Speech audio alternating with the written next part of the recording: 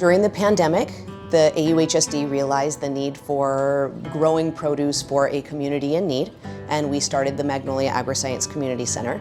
It was built in 3 phases, so we've completed phase 1, that was done about 2 years ago. We just completed phase 2, which includes bathrooms, a freight farm, a walk-in cooler, and the greenhouse that we're sitting in now. We also have a phase 3 that will be installed this winter, which is a fruit orchard. So the freight farm is a 40-foot shipping container that's been modified and insulated to act as an indoor farm. The freight farm is completely using regenerative farming with hydroponics and vertical gardening, meaning there's no dirt that's being used in there. It grows lettuce, herbs, it can even grow like carrots and radishes. It really helps us automating a lot of the work. You know, we've got a few farmhands here, but you know, having that automated is really going to help us out. We were really fortunate to be able to hire one of the interns who's actually a Magnolia cybersecurity graduate. We have hired him as a part-time freight farm technology coordinator, so he oversees all the inner workings of that freight farm. Part of his job also is to help train some of our Magnolia students in using the freight farm so that we have a continuous workforce that is trained in how to use the agricultural technology. So I was a cybersecurity student for 4 years, and then on top of that I was also a multimedia student for 2 years. So I would always come to the MACC to help with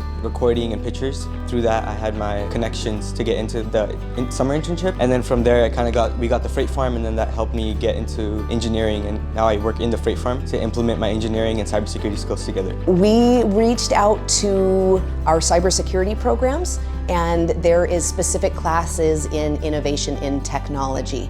And so those students are being asked to come out. Really, we want to give students choice so that if they are interested in agricultural technology, they have the ability to come out here and get some job training skills. They can see real-world hands-on training in the freight farm, and then they have something wonderful to put on their resume. I was a part of the MACC internship, which is offered here at Magnolia High School and other schools in our district. So I was able to really become involved in the MACC, and now I'm also one of the presidents of the MACC Club. I actually asked to help out in the freight farm, and Ansley Souza and Dr. Jacquemus were able to have me come here and volunteer over the summer, and I was able to learn about the freight farm and what it does for our community. Right now, 100% of our produce, and we're primarily growing lettuce right now, but 100% of that produce is going to go to AUHSD Food Services, and they are going to be using all of that lettuce that then will go into student lunches throughout the district for Anaheim Elementary and for Anaheim Union High School District. All the students who are part of the MACC Club are actually able to volunteer,